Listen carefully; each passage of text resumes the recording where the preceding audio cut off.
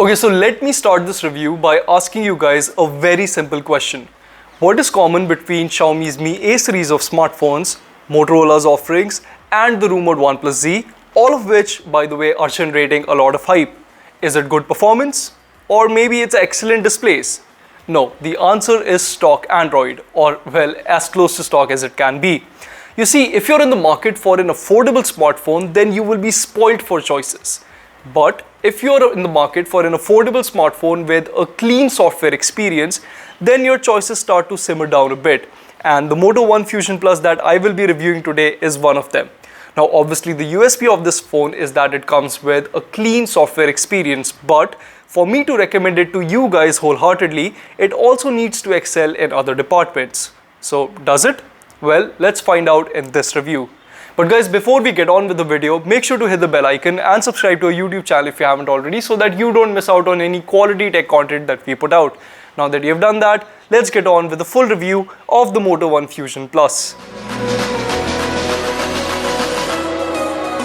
Now, I recently put up my first impressions video of the Moto One Fusion Plus, and there I mentioned that I wasn't the biggest fan of the phone's design. See, my heart is still set on the moonlight white color variant, and I'm sure that I would be singing praises in the design section had I received that colorway for review. But color preferences aside, the Moto One Fusion Plus actually looks really good. In fact, the back of the phone is really unique thanks to the split in its camera module, which I feel gives the phone a lot of character. It's instantly recognizable as a Motorola phone, and the gradient finish looks strikingly beautiful too, especially at certain angles. Now, I even asked my parents what they thought of the phone's looks and inquired to my colleagues in the industry, and you'll be glad to know that I got a very positive reception from everyone. So, does that mean that the Moto One Fusion Plus is actually the best designed smartphone in the segment? No. See, as good as the phone looks, the build quality leaves a little to be desired, and holding it, I never felt like I was using a very high quality smartphone. I also noticed some minor creaking issues whenever I gripped the phone too tightly, and the buttons didn't feel very tactile either. Now, having used phones like the Poco X2, I can tell you that the build quality definitely was not at the top of Motorola's priority list when they were designing this phone. Again, looks are inherently subjective, so your mileage might vary, but this is what I feel after using the phone for almost a week. But I will admit that Motorola has done more right than wrong with the Moto One Fusion Plus's design, and the fingerprint sensor that you actually get with this phone is amazing. For one, the fingerprint sensor you get with the phone is great, and it unlocked the handset in a heartbeat. Now, there were no delays, no missteps, and the only way this sensor could have been better is if the company would have positioned it on the side, as that's just a more convenient place to reach. Also, can I just talk about the Google Assistant key for a minute? No, it's not reprogrammable, which is a bummer, but it's still so useful. Check this out. Okay, Google. Hi, how can I help? Set a reminder for me to tweet about the Xiaomi GSW5 smartwatch. Alright, tweet about the Xiaomi GSW5 smartwatch. When do you want to be reminded? Tomorrow. Alright, tomorrow. At what time? 5 p.m. Got it. I'll remind you tomorrow at 5 p.m. I mean, everyone uses Google to search queries, and instead of going to Chrome, searching your query and then getting the results, isn't this just a far more convenient approach? I mean, I think more and more manufacturers should actually offer a dedicated Google key, but I would also have liked if Motorola would have made this reprogrammable. Also, for a sub rupees 20,000 phone, this handset has excellent haptics. Now, unlike most devices which don't know when to stop the vibration motor after you have pressed a key, the Moto One Fusion Plus offers a phenomenal typing experience. I actually wrote part of a script for this review on the phone, as the typing experience was just so good. So this last design thing will neatly tie us up for the next section, and that is that this phone comes with a pop-up selfie camera. Okay, so I personally love using phones with a pop-up selfie camera because there's something very oddly satisfying about seeing the camera crawl back out and then go back inside. But besides being a good ASMR alternative, the pop-up mechanism has some pros and cons. Now, I'll highlight the pros in the next section, but the cons are that the Moto One Fusion Plus doesn't support facial recognition, which is obviously disappointing. And the camera's movement is a little slow too, but the mechanism felt really sturdy, and there's fall detection on board, which means that the camera will crawl back inside if the phone detects a fall. Okay, so the biggest benefit of having a pop-up selfie camera mechanism is that with the Moto One Fusion Plus, you're going to get a display with no notch whatsoever, which means that this phone is going to offer you an unobtrusive media consumption experience. The IPS LCD panel measures in at 6.5 inches, offers a full HD plus resolution and comes with support for DCI-P3 color gamut. Now there's support for wideband L1 on board too, and the handset even comes with HDR10 certification. Now let me guess, you guys are wondering how good the screen on the One Fusion Plus is compared to the AMOLED panel on the Samsung Galaxy M31, right? Well, as much as I like the panel on the One Fusion Plus and as much as I appreciate how finely it has been tuned, it's still an LCD display at the end of the day, which means that compared to the M31 or even the Realme X2 for that matter, this phone will not exhibit as crisp blacks and as punchy colors. But I can't not appreciate the no-notch screen on the Moto One Fusion Plus. I mean, apps scale perfectly to this display and you'll never have a glaring hole staring you down when you're watching a movie either.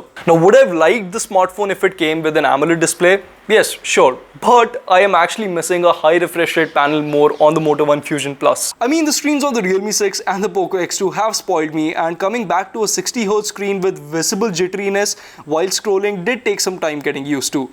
But everything considered, the screen on the Moto One Fusion Plus isn't all that bad. It offers an accurate color reproduction, is bright enough at 450 nits for outdoor usage, lets you stream shows from Prime and Netflix in HD too. Now, HDR support is still missing, but I'm sure that can be addressed via software update. And also, it comes with the best always-on screen you will ever find on any phone. It's extremely intuitive and lets you easily take a peek into your notifications without unlocking the phone. So the Moto One Fusion Plus comes with a single mono-firing speaker at the bottom, which in my opinion is one of the loudest in the segment. Here is a quick sample of the speaker output on the Moto One Fusion Plus to the Samsung Galaxy M31.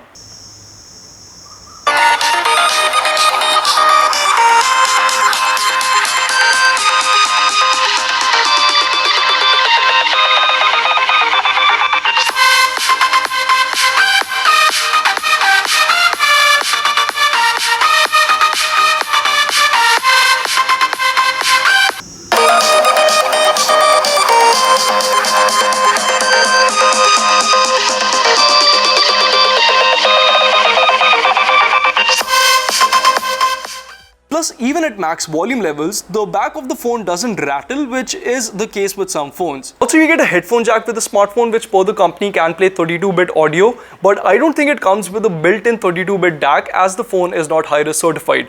So my theory here is that the smartphone is actually using the built-in DAC that you get with the Qualcomm Snapdragon 730G.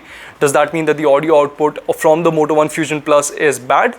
No, but it's just not high-res certified. Now the good thing is that the Moto One Fusion Plus actually comes with a built-in EQ, which can be found under the audio effects tab in the sound settings of the phone. So one of our viewers, Durgesh Soni, inquired about the same in my first impressions video, and I can confirm that the audio EQ settings, they actually work across a variety of different applications, but for the best results, you will want to stick to a media player or a streaming app like Apple Music. Now with the feature enabled, you will be able to change the EQ of your earphones, wired or wireless, and while opting for bass profiles didn't do much for me, switching to the live surround mode and toggling brilliant treble did add a bit of sparkle to the highs. I also didn't notice any issues with the Bluetooth connection. Now I have been listening to music on the W31 for some time now, and I've never noticed any erratic drops or track skips while the pair was connected to the Moto One Fusion Plus.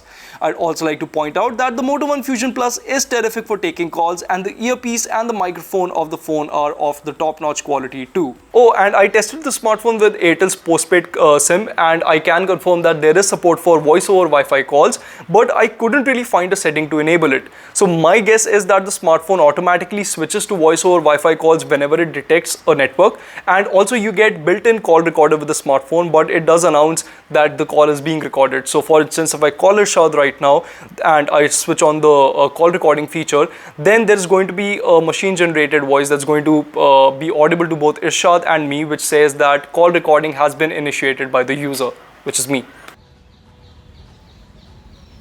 This call is now being recorded. Call recording has now ended.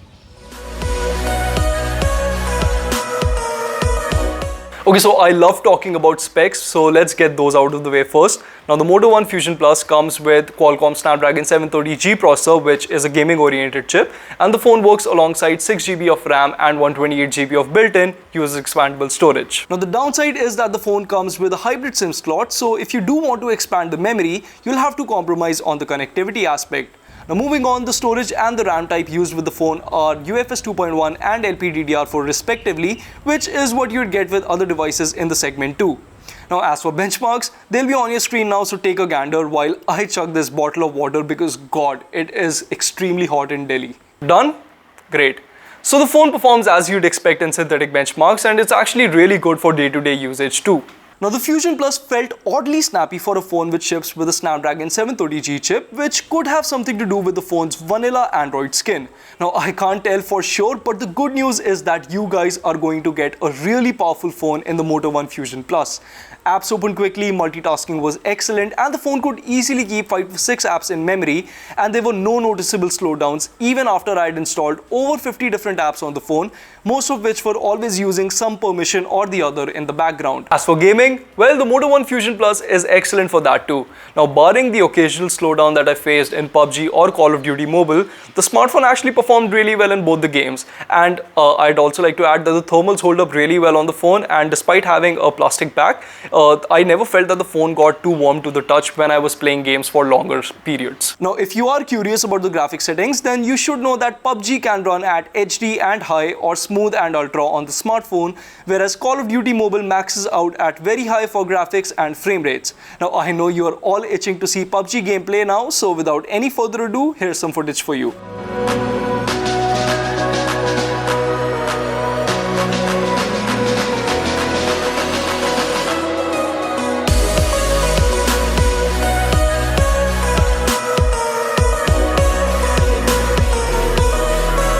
So all said and done, the Moto One Fusion Plus is not going to disappoint you with its performance. So now let's see if the phone can actually impress us with its cameras.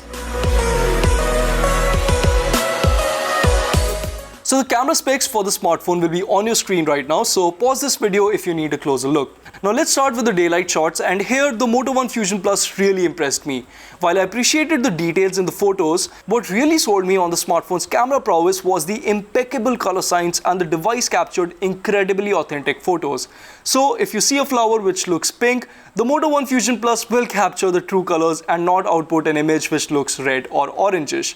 A good example of the same is the white shot of my garden, wherein even with the HDR mode enabled, the red accents in the flower pots aren't boosted all that much.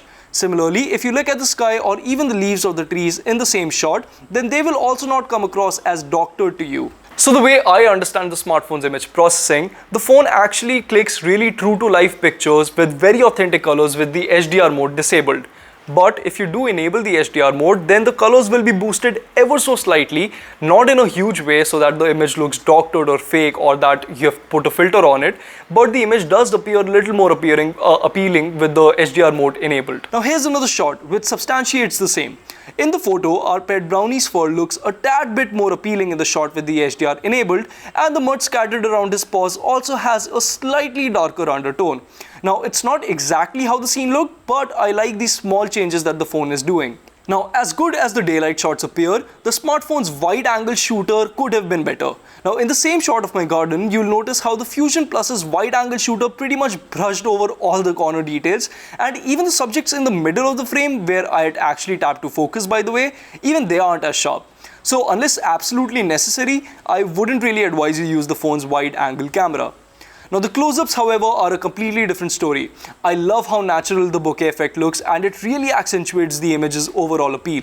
The details can be found aplenty in all the snaps, and the camera focuses really quickly too, which is crucial for taking close-ups in my opinion, as most of the time you'll only have but a couple of seconds to capture the shot. In fact, during my time with the Moto One Fusion Plus, I took more close-ups than I ever have. partly because I enjoy clicking photos with the phone's 64 megapixel main shooter a lot. The high resolution shots from the Moto One Fusion Plus deliver on the promise of higher details, albeit at the expense of poor exposure control. Now, all the high res shots I clicked with the phone showcased instances of highlight clipping, and the phone couldn't use features like HDR with the camera set to click 64 megapixel images. Also, there's considerable over sharpening at max crop on the high res shots, so there's definitely work cut out for Motorola software team to do here. Now, the macro lens is quite good too, as it does offer a tap to focus and a 5 megapixel sensor, but you will need really stable hands to actually capture a decent image. But if you can do that, then the Fusion Plus will surprise you like it did me. On to the smartphone's low light performance now, and here the Moto One Fusion Plus's 64 megapixel sensor comes in clutch. Now, with the night mode disabled, the smartphone outputs a serviceable image, but turn on the feature and there is a day and night difference between the shots. Now, as you can see for yourself, images clicked with the night mode enabled don't just brighten the scene, but they also put a lid on flaring from a source of light, such as the lamp in the frame. Now, some software-based softening is unavoidable, not just with an affordable phone, but even with flagships when clicking low-light photos. So you will see that the bushes appear smudgy in the shot. But given its price point, I think the Moto One Fusion Plus has done a terrific job. Now, selfies too output a similarly pleasing result. For one, the facial tones are reciprocated brilliantly, and I think this is the only phone under Rs 20,000 which by default disables the beauty mode. Now, the portrait mode for the front camera works just as well, blurring the background and tracing a neat cutout around my face. Now, parts of my hair did get slightly blurred, but in all honesty, it's not that big of a deal. Interestingly, while low-light selfies don't look as great as there is noticeable graininess in the photos, you can actually click photos with night mode from the front camera too. Now, the end result is a massive improvement over a standard low-light selfie, but it's still not social media worthy. You can use the screen flash feature for maximum details, but the downside is that the flash throw is fairly short and therefore the phone will only brighten your face and darken the rest of the background. Now, coming to the videos, the Moto One Fusion Plus can actually record videos in 1080p and 4K resolution, with the 1080p clips offering 30 FPS and 60 FPS modes, whereas the 4K clips being limited to 30 FPS recordings. Now, honestly, I wasn't a fan of either of the two recordings. The 1080p 60 FPS footage, despite using software-based stabilization, was pretty shaky, and the 4K clip had some noticeable jitters in it too. Now, while the audio captured by the built-in microphone was great, I wouldn't recommend you get this phone if you're into serious videography. So guys, this right here is the 1080p 60 fps footage from the Moto 1080p 60 fps footage, and as I pan towards my right, there is Brownie again. He is still not interested. Great.